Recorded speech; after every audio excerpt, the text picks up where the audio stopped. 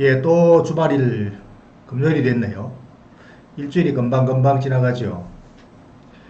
주식시장이 이번 주 금요일, 그러니까 미국은 내일입니다. 미국 잭슨홀 미팅, 미국 그 연방준비은행에서 1년에 한 번씩 정기 그걸 뭐 세미나라고 하나요? 심포지움이라고 하나요? 그 미팅을 하는 아주 1년에 한 번씩 하는 매우 중요한 행사입니다. 여기서 그 파월 의장이 금리의 동향과 방향에 대해서 어떤 의견을 내놓는가. 의견이 뭐 매월 FOMC 미팅에서 내지만 여기서 또 어떤 발언을 하는가가 다음 다가오는 또는 원래 남아있는 기간 동안의 금리 방향에 대한 시사점을 찾으려고 주식시장이 뭐 온통 관심을 가지고 그걸 보고 있죠. 그래서 오늘 그것을 앞두고 바짝 긴장돼 있습니다. 그러니까 주가가 스탑돼 있는 거죠. 그래서 내일 우리는 뭐 주말입니다만은 내일 그 발언의 내용에 따라서 내일 아침 우리 미국으로서는 내일 주식시장의 흐름이 또 단기적으로 굉장히 큰 방향을 보여줄지 모르겠습니다. 윗방향인지 아랫방향인지는 이 파월 의장의 발언에 달렸죠.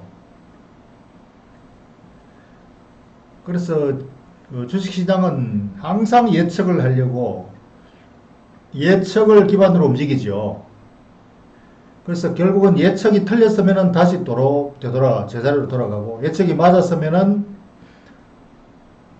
더 가야 되는데 맞았다고 재료 노출이라고 또 빠지고 도무지 예측에 대한 방향은 감을 잡을 수가 없습니다. 지나고 나서 항상 그 결과에 대한 해석을 할 뿐이죠. 자, 그러면은 어떤 예상을 할 수 있는지 예상을 할 수 있는 근거가 또 나옵니다. 여론조사는 아마 파월 의장이 다음 달 금리 인하에 대한 신호를 줄 것이다 라는 것이 93.5% 거의 뭐 대부분 그렇게 예상하는 거죠. 왜냐하니까 트럼프가 지금 그 금리 정책 회의를 앞두고 계속 지금 협박을 하고 있죠. 경제는 지금 정말로 좋다. 이럴 때 금리를 낮춰야 된다. 왜? 지금 경쟁국보다 우리가 금리가 높아서 무역에 굉장히 불리하다. 기업들의 금리 부담도 불리하고 금리가 높기 때문에 달러 강세가 돼서 그것도 무역의 불균형 초래하고 그러니까 빨리 금리를 낮춰야 된다. 그것도 뭐 1%는 당장 낮춰야 된다. 0.25포인트씩 한 달에 찔끔찔끔 낮추는데 그게 아니라 지금 1% 잘못 올렸기 때문에 재작년 1년 이상 올렸던 금리가 잘못이었다. 그러니까 빨리 제자리로 돌려놔라 이거죠. 그렇게 대통령이 이렇게 연일 협박하고 트위터를 날리는데 파월 의장이 여기에 뭐 영향을 안 받을 수 있겠느냐 이거죠. 그런데 또 여기에 영향을 받으면 바보가 됩니다. 또 트럼프의 협박에 의해서 금리를 내린다. 이런 비난이 뭐 엄청나죠. 감당을 못하죠. 그래서 그 금리를 별로 낮출 생각이 없을 것이다 라고 발표할 것이다. 또 반대로 이렇게 예측이 가능하죠. 반대로 나오는 예측이 뭐 팽팽합니다. 그래서 이것을 예측을 어떻게 하겠습니까? 트럼프의 대통령의 협박에 굴복하지 않을 수가 없을 것이다. 이게 예측이 가능하고 중앙은행장이 거기에 굴복하면은 완전히 뭐 역사적인 그 미국 연준 의장의 지위에 똥칠을 한다. 절대로 굴복 안 할 것이다. 이것도 역시 강력한 근거가 됩니다. 그러니까 이걸 갖다가 예측을 하려고 노력하지 마세요. 그래서 오늘은 예측이 왜 불가능한가를 계속 오늘 이슈를 가지고 보면서 알 수 있을 거예요. 지금 금리 인하 하면은 금리 인하가 제일 중심이잖아요. 금리 인하에 뭐 왕창 한다.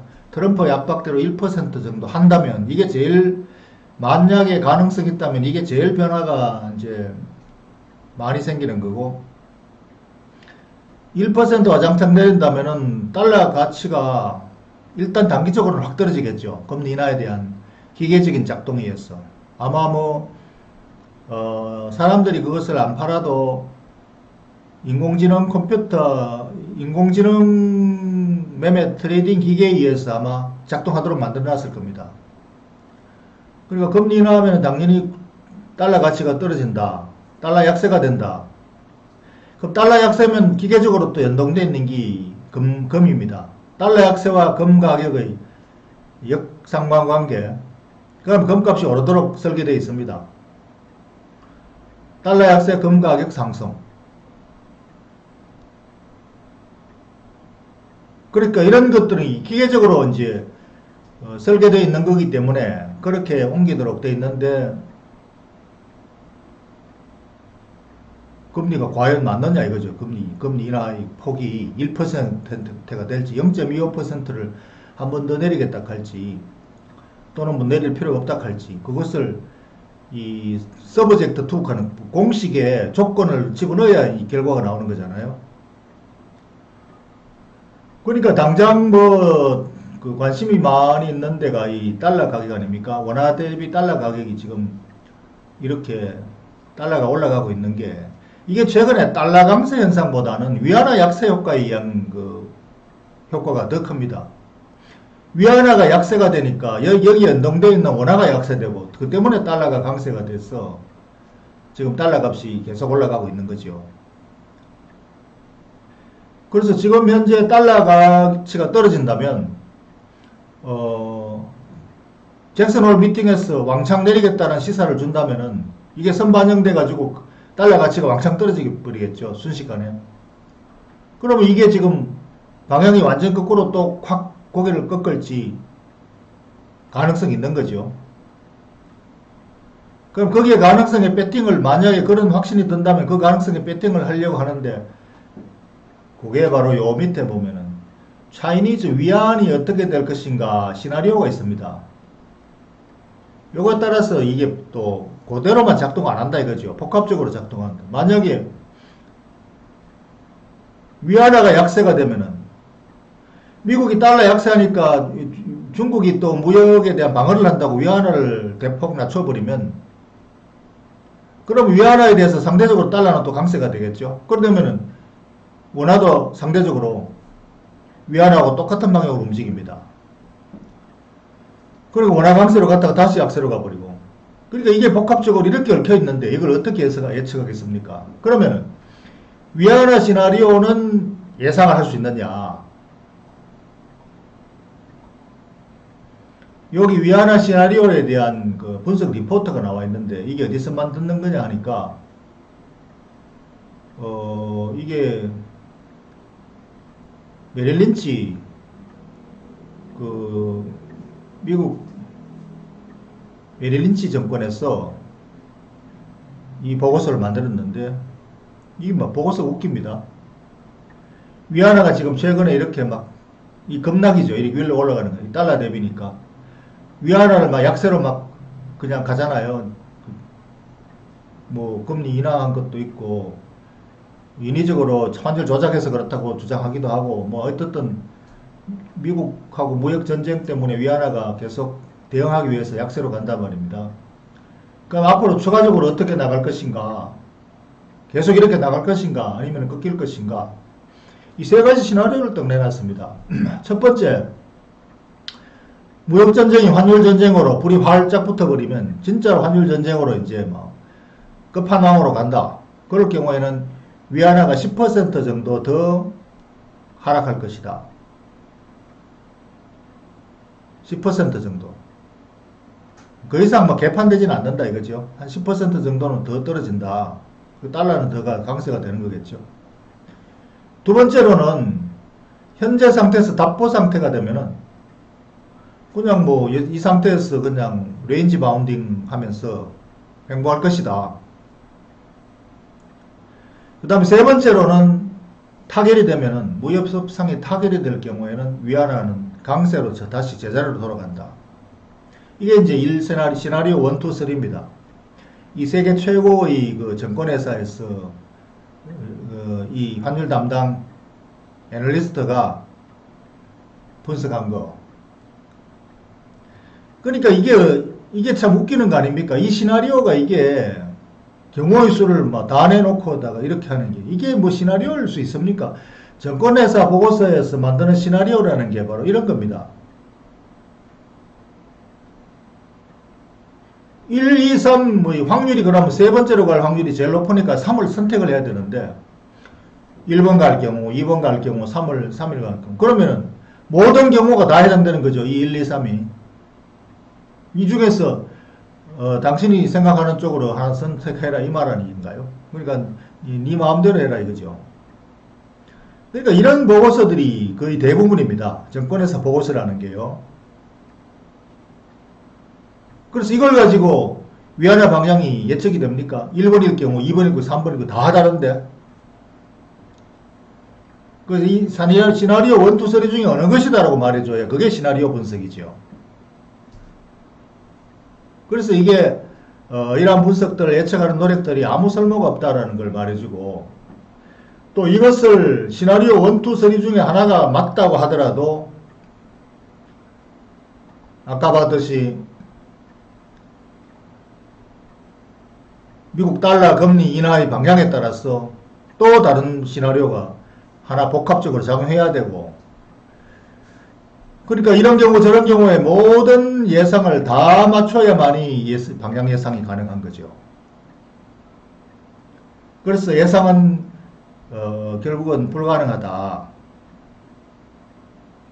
그래서 지금 뭐 이 예상을 근거로 미국 시장에서는 우리 시장에서는 지금 아무런 가격 메커니즘 작동을 안 하죠. 일본하고 뭐 무역전쟁까지 붙어가지고 지금 뭐 시장에 아무런 방향성도 없고 어떤 민감도가 없습니다. 어떤 섹터가 어떤 경우에 좋다. 이게 뭐 정상적인 상황이라야 그런 게 작용을 하지요. 오늘 또 뭐 지소미아 파기하는 바람에 또 시장이 어수선할 겁니다. 또 금요일인데다가요. 그래서 이러한 어수선한 데서 어떤 방향성도 없고 어떤 논리적인 인과관계도 있을 수가 없다. 지멋대로 움직입니다. 시장은.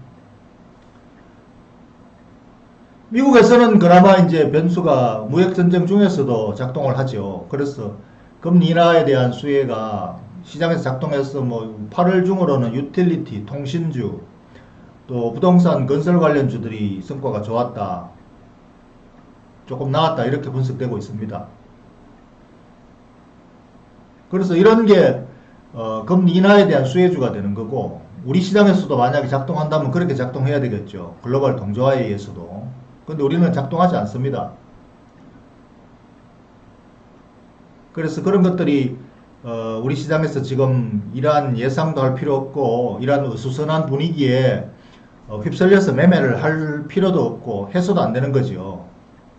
그래서 장기 전망으로 장기적으로 아주 오랜 장기적으로 주식의 기본의 가치에 투자를 해야 되는 걸 계속 유지를 해야 됩니다. 그래서 지금 뭐 이게 방향에 따라서 금의 방향에 배팅하고 달러 방향에 배팅하고 이런 것들은 지금 당장에 며칠간 방향이 맞을 수도 있고 또 며칠간 틀려버릴 수도 있습니다. 그러다면 계속 이제 그런 갬블에 빠지는 거죠.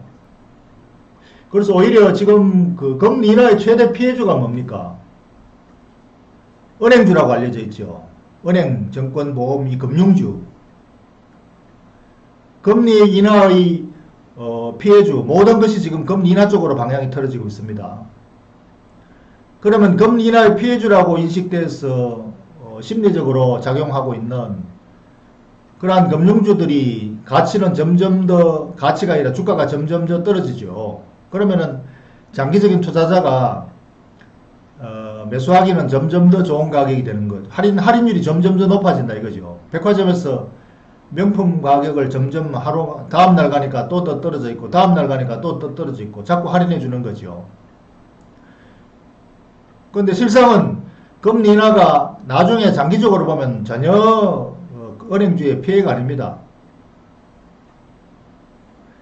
은행은 적정 마진, 예대 마진을 항상 가지고 장사를 하기 때문에 그 예대 마진을 가지고도 자금을 수요로 하는 중소기업이 항상 있고, 개인 단기적으로 자금 필요한 수요자는 얼마든지 있죠. 예대 마진이 이제 경쟁이 점점 더 심해지고 장기금리가 떨어지면서 마진이 조금씩은 축소가 돼요. 그러나 경제는 계속 성장하기 때문에, 경제 규모가 계속 커지기 때문에 은행의 이익은 줄어들지 않고 계속 늘어난다 이거죠. 그래서 우리가 비상적으로 잘못 알고 있는 금리 인하가 은행주의 피해라는 것이 장기적으로는 아니다라는 것을 어제 우리가 한번 차트로 확인을 했고, 그러한 기존 하에서 장기 투자 대상으로 은행주가 상당히 좋은 투자 대상이다.